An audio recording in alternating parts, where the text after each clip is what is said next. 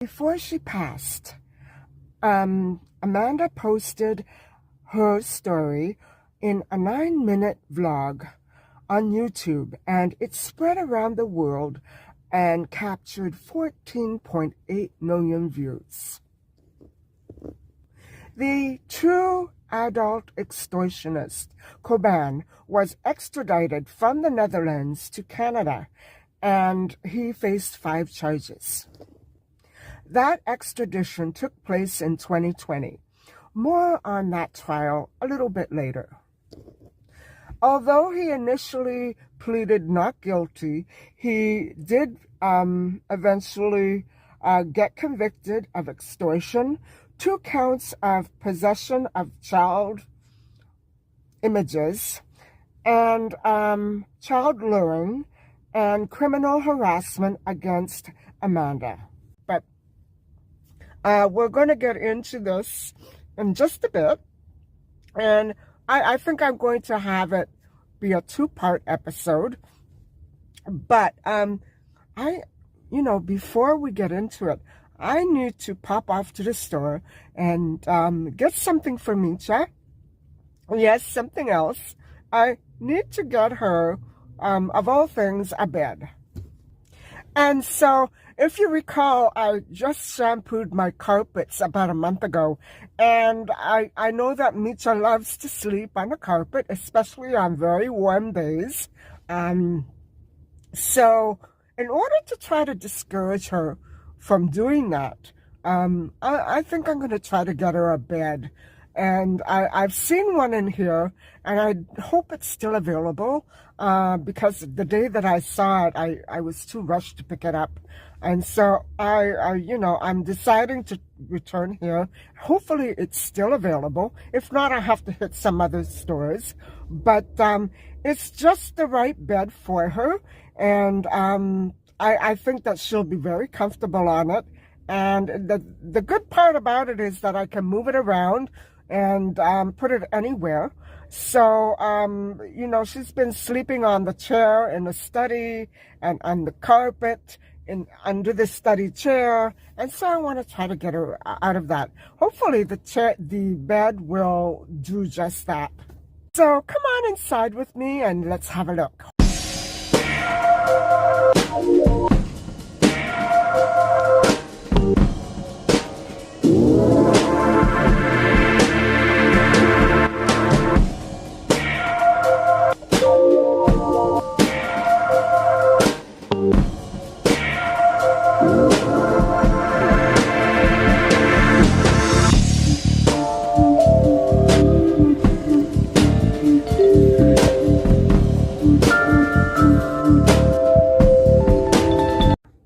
Hi, I'm back. So, I hope you got a kick out of that. Micha's bed is so cute. Although it was, obviously designed for a little dog, I think this will do her just fine. I hope that she likes it.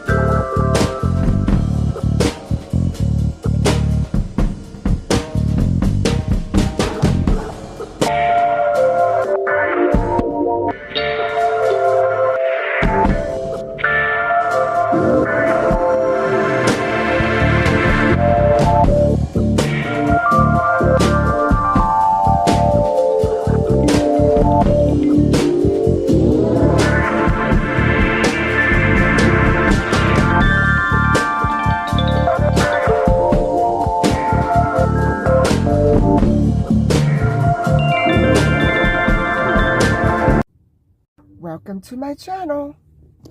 Hi everybody, welcome to my channel and to another episode of Missing Kids. And although the case that I'm going to be touching on does not fall into the category of missing children, I believe that this subject matter, which is very delicate, it's really vital to know some key points about the case, also about the psychological aspects of, a profile of what a child layer really actually is, what a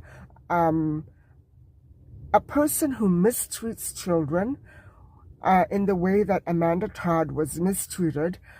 I want to go over a lot of points that may be triggers and red flags, maybe giving you red flags about what some of these traits actually are. So I want to make sure that many of you out there are made well aware of some of the characteristics of a person who criminally harasses and mistreats children. Also, with regards to police tactics, I don't know exactly what was going on. At least the part about the first part of the story, which unfolded in my own city and often in a school merely a block away from where I live. I'm not sure about the context of what those attempts to resolve the situation by police. I'm not sure what direction to take with it because I'm not sure of the context. However, it's my belief that what I will be telling you, part of that is what really did so much harm to Amanda Todd. That being said, let's begin with some basic traits of a person who mistreats children, and let's try to understand it.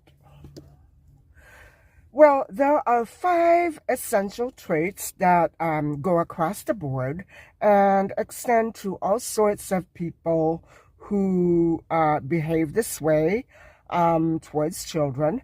And so one of the first signs that we might want to look for will be a preference to keep friendships with school-aged children and teens. It could be maybe young or middle-aged, with few friends of their own age, and their activities may very well feature close intimacy, playful contact, a lot of hugging and touching, and things like that. Things that may be very well inappropriate, considering the relationship, the true relationship with the child. And so what I'm saying is that a brother and sister, a mom and a dad, or a close family member, that would probably be not suspicious. But in many cases it is. But if it was someone from beyond the family circle, or a new friend, for instance, that would be pretty suspicious behavior. And so after the initial bonding through physical contact has been established with a child, with an older teen or a young adult or an older adult, whatever have you, then comes the gaslighting. And we're going to see this also in Amanda's case, where her extortionist tried to gaslight her and convince her of something that was not true. So the gaslighting, the first step I introduced you to is probably similar to the honeymoon phase, in a romantic relationship or in a friendship where you're extra polite and extra careful of what you do and say, and you're very guarded in your speech and in your mannerisms. But, after that initial honeymoon phase wears off, you know, part of that honeymoon phase also includes a lot of texting, a lot of phone calls, maybe some gifts, and lots of attention and positive vibes going toward the child. So this is where the gaslighting actually starts. And I would say that all that positive attention lavished on a victim who is unsuspecting of what is to come, that's part of the gaslighting, unfortunately. The third sign of a person who secretly mistreats children is the manipulating and cunning and more gaslighting. And I have to say that mocking and mockery, no matter who the target of the teasing is, mockery is a sure and true blue sign of a real child mistreater.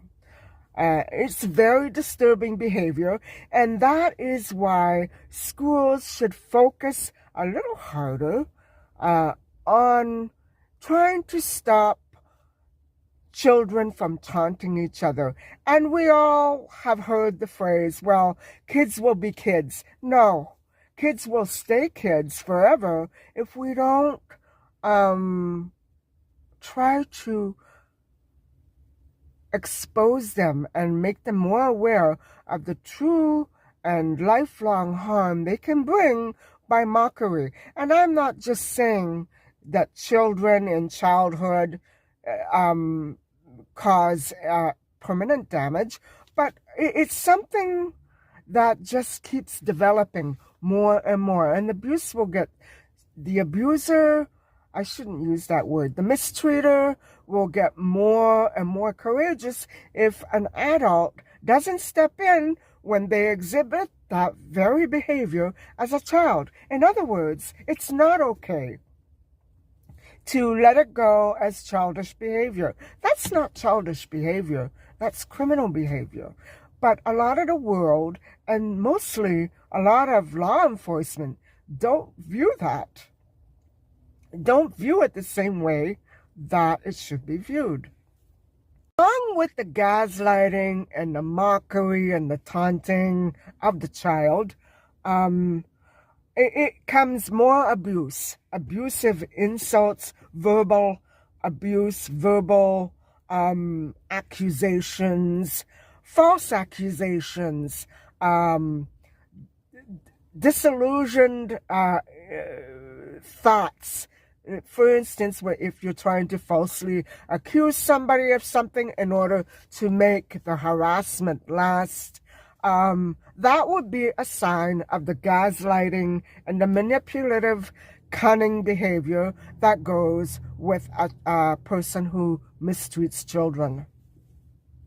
For example, an athletic coach that is working with a child after school will probably emphasize that child's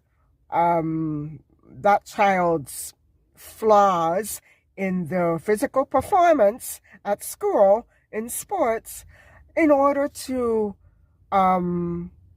spend more time with the child. For instance, I'm not trying to suggest that all coaches and all tutors and all people who work with children, for instance, giving music lessons or ballet lessons, whatever have you, I'm not saying that they mistreat children. No, I'm just using that as an example.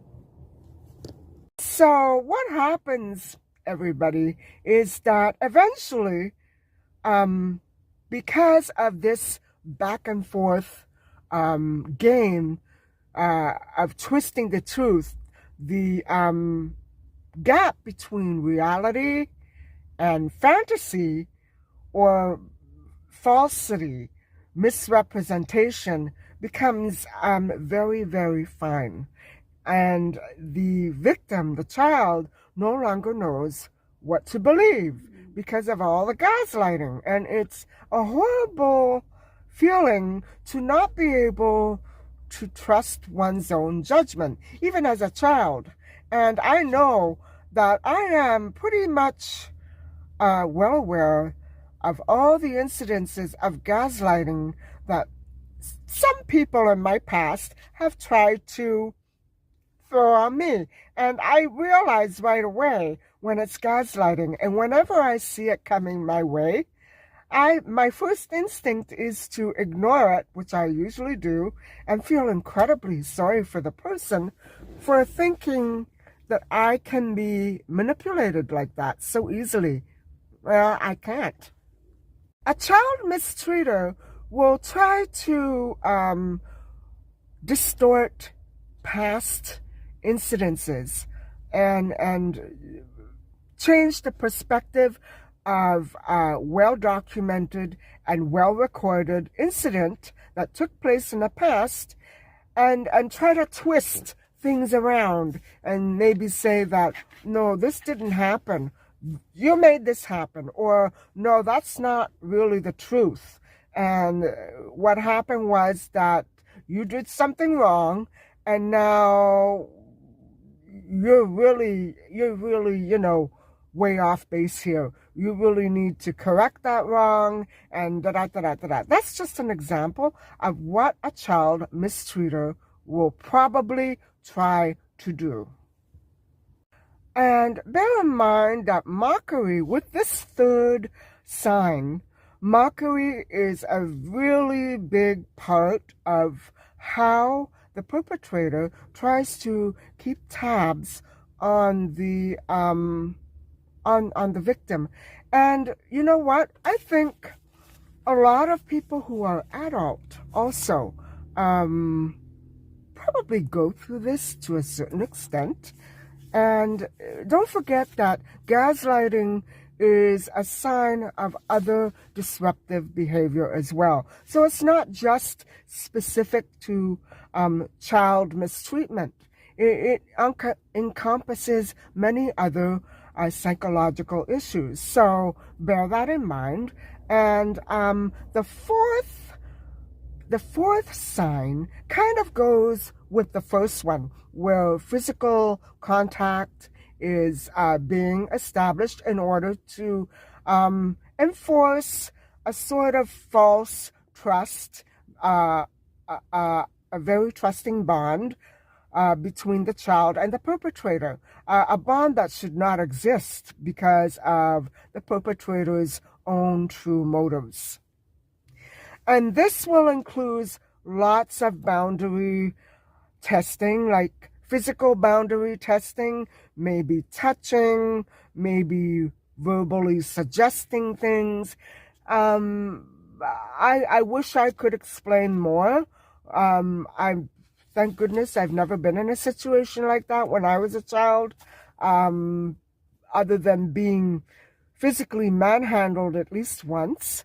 And when I was very, very, very young, and I still remember the man's face. However, my parents were both very close by, and thank God for that. And that was the extent of anything that's ever happened to me.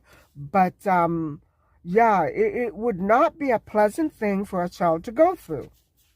Many children who are latchkey children, and I'm saying that children from all walks of life, no matter how well cared for, they're latchkey children just because that's the way our society has been operating in the past several decades. And so a perpetrator, though, will take advantage of that situation, automatically try to sniff out all the latchkey children in their community and try to establish bonds with those children, because those children are the ones that have more free time and are easiest to manipulate.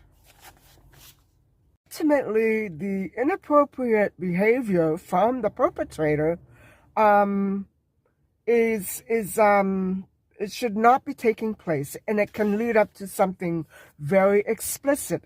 And in many cases I've heard about, it is an older teen that is the perpetrator.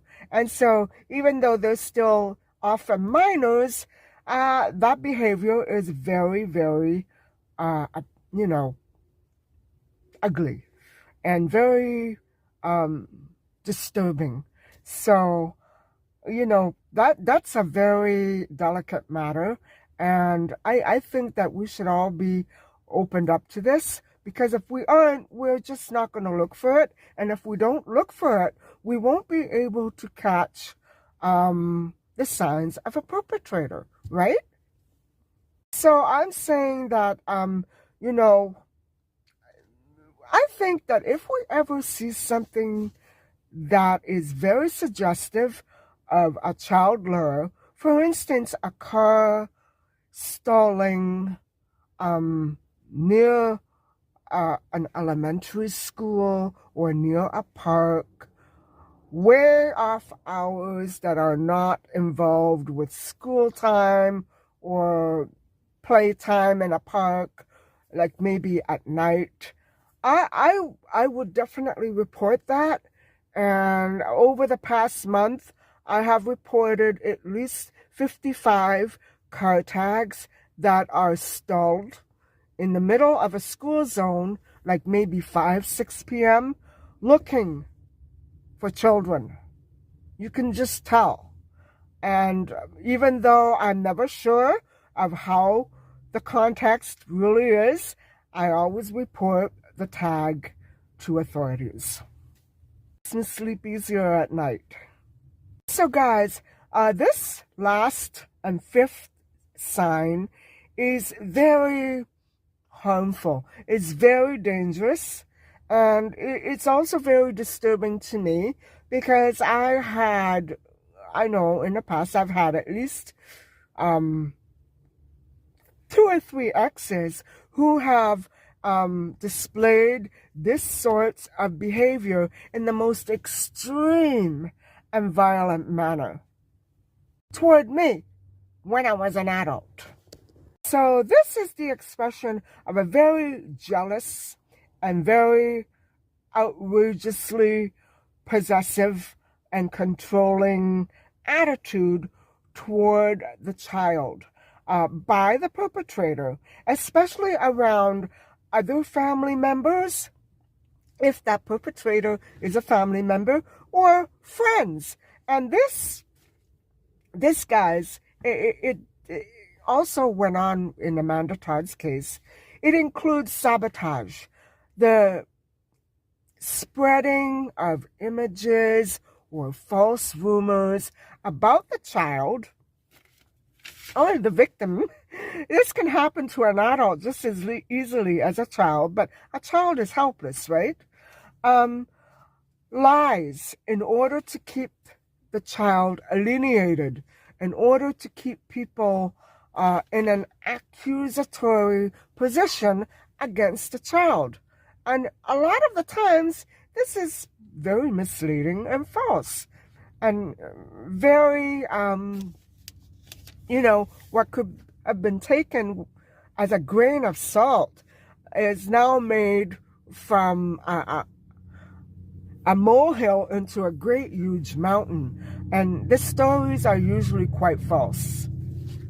So this behavior includes, as I just described before, the troublesome coach, or the idling car, or the hacking of social media accounts, and often trying to get that social media account suspended through lies and manipulative schemes.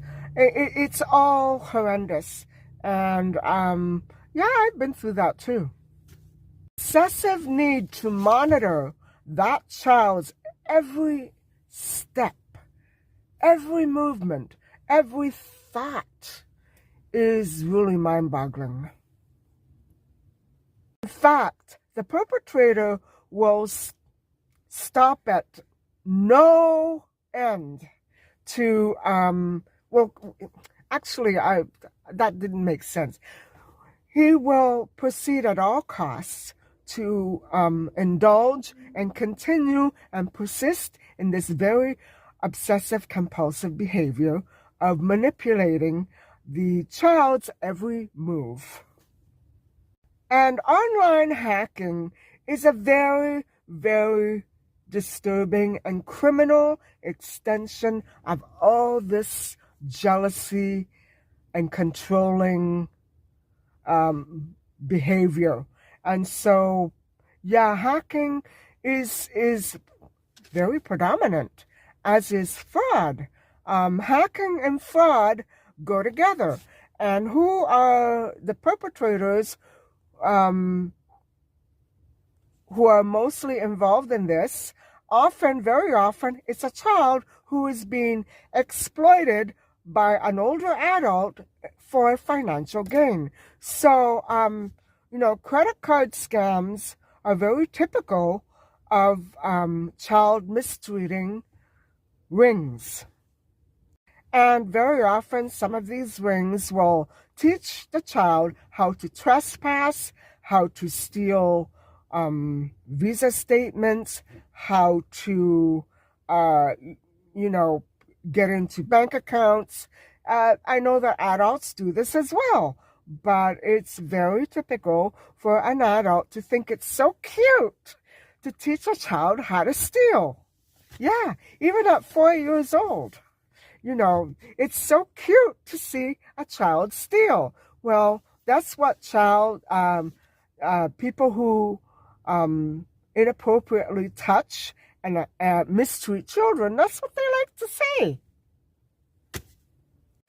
And so, the most extreme scenario of such a motive would be to, in all of this controlling behavior, would be to completely and totally isolate this child or this victim by, completely cutting off contact from other friends and family with these manipulative and vicious lies, and also to sabotage and limit their relationships with the opposite gender. That would be the most, first and foremost, goal in the perpetrator's mind, regardless of their own gender, would be to limit the child's development of relationships with other people. And I have to stress that those relationships would be loving relationships, had it not been for interference with a criminal perpetrator. Yes, in some circumstances, I think that some of these cases that we've been hearing about in the media did stem from such abuse or mistreatment across the globe, overseas. For instance, when a young adult starts to travel or starts to go to university, then the lies will become even more predominant, because at that time, it's easier to control a person when they're away from their home base and their familiar circle of friends and family, right? So it's the time to, take the abuse and try to manipulate it in a way that will completely render the victim helpless. And so, a predator or somebody who indulges in thoughts about child mistreatment may not even be indulging in the most overt criminal of these behaviors that I have been trying to describe to you. And guys, it's very, very difficult to pinpoint a true manipulator, a true child perpetrator, because on the outside, they're all normalcy and smiles and a perfect picture of mental health. But it's not always the case. And we don't always have the means to measure those qualities appropriately. So it's so easy for us to be sucked in, fooled, and manipulated by the perpetrator. And let's face it, adults are the ones that the perpetrator has to fool the best. Am I not right?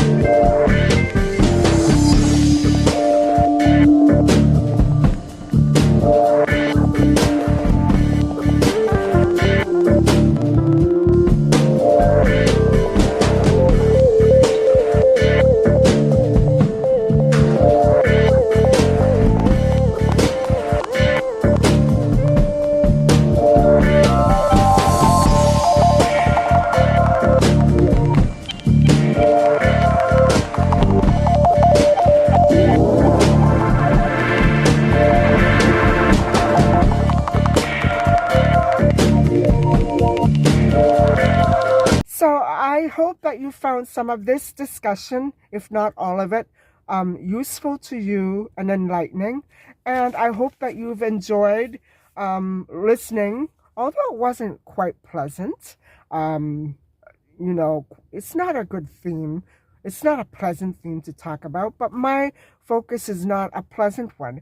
But I hope that you found it likable and helpful and enjoyable. And so I hope that you tune in for the second part, as well as other types of episodes on my channel. And I'll really talk to you soon. Thank you so much for listening and watching.